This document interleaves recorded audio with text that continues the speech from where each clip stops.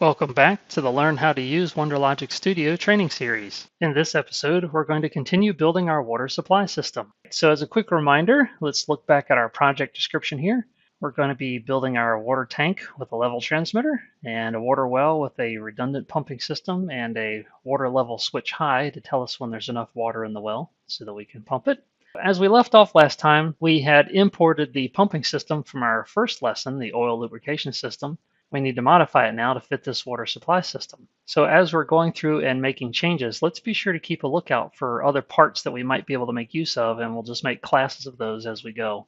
Before we get going here, one thing I'd like to point out to you is that when we're done with the project, before we export the PLC code, one of the things that you'll want to do is to go up here to File and choose Verify Model. This turns on WonderLogix Logic Verifier.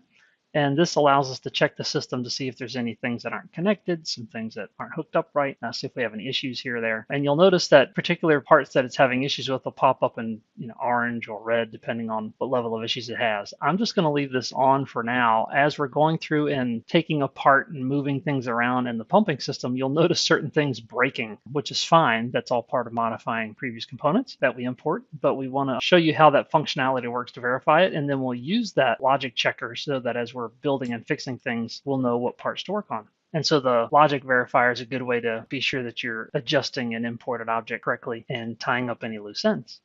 Okay, so when we left off last time, we had imported this pumping system, and in the pumping system, it had a latching feature from our change order 4, where we wanted to be sure that they would have to press a reset before they could restart. That is not part of the requirements of the system, so we're going to go into our pumping system here. We're going to select this reset input, and we're going to choose to erase it. Okay, and now we have here the main pump, the backup pump, and the oil tank from the lubrication system. In this case, we're not pumping oil, so let's double click that and change that name there. Call this the wellhead. So this is where we're going to be getting our water from, is out of the well. At the top of the well is the wellhead. And let's go into the main pump unit here, see what we have in here. And here we have a flow switch low. Now we do need a switch later for the well pump area, so we're going to go ahead and right click on this switch. We're going to create a class, make this a class, we'll just call it a switch. Hit save. Now we have a switch over here that we can use that later. Let's go into back into the wellhead, and you can click here in the project pane to get back into here. And let's go to the level transmitter. We are going to need a transmitter in the water tank. So let's make a class out of this. Let's call this transmitter. We can use that for all sorts of transmitters. Great, now we have one of those. All right, now we don't need the level transmitter in the wellhead. So we're just going to click on this. I'm going to hit the delete key.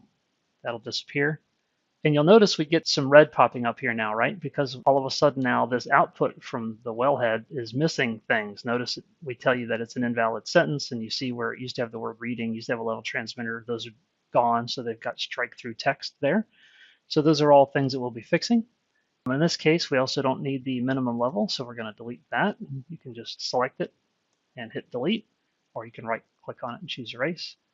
Let's add an instance of the switch here. So we're just going to go here to the switch in the classes, add an instance. We're going to call this, from our project description, the level switch high.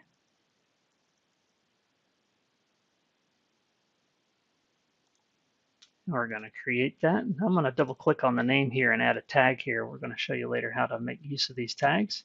It's handy for searching and finding things and keeping your model in tune with your descriptions, your PNIDs. Let's save there. Okay. And now the latch reset functionality isn't needed. So we're going to go back out to the pumping system here. And we're going to modify our failure state.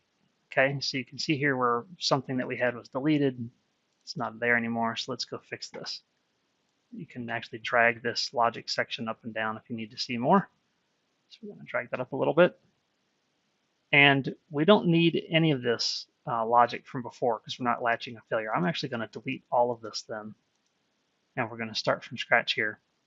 So for the next episode, we need to set up the pumping system failure state logic. Now, before you watch the next video, try to think about what conditions could occur for which you want to report a failure from this pumping system. That's a good stopping point. We'll see you in the next lesson.